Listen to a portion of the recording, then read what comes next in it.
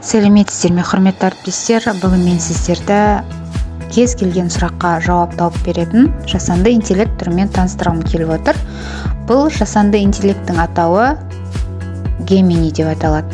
Яғни сіз жасанды интеллект арқылы әртүрлі жұмыстар жүргізу барысында, зерттеу жұмыстарын жүргізу үшін өзіңізге қажетті сабақ бойынша, пән бойынша, тақырып бойынша мәліметтерді алу үшін осы Gemini деп аталатын жасанды интеллекттің көмегіне жүгінсеңіздер болады.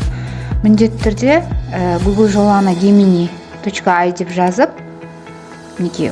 бұл Google браузерінің, яғни жүйесінің белгілі бір жасанды интеллект түрі болып табылады. Осы Gemini мен әртүрлі сұрақтарға жауап табуға болады. Міндетті түрде аккаунт арқылы тіркелу жұмыстарын жүргізесіздер. Содан соң осындай сіздерде жұмыс парақшасы пайда болады. Төменгі жақта введите запрос деген жерге өзіңізге қажетті ақпараттың тақырыбын жазасыз.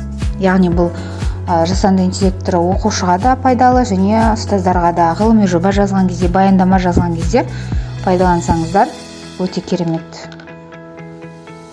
жасанды интеллекттің бірі болып табылады.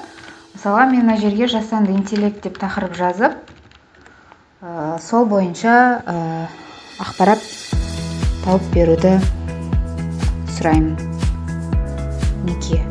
Экранға назар аударып қарасаңыздар, жасанды интеллект туралы көптеген ақпаратты жасанды интеллект өзі жасап берді.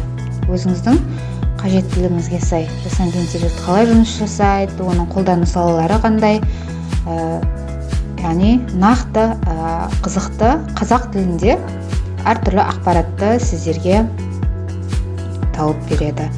Яғни жаңадан ақпарат іздегіңіз келсе, осы жерде көрсетілген плюс батырмасын басу арқылы екінші ақпаратыңызды жазып, іздеп көре берсеңіз болады.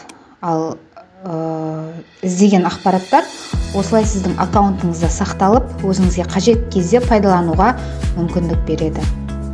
Осындай жасанды интеллекттің мүмкіндіктерін пайдаланып көріңіздер. Өте жақсы, керемет мүмкіндіктер береді.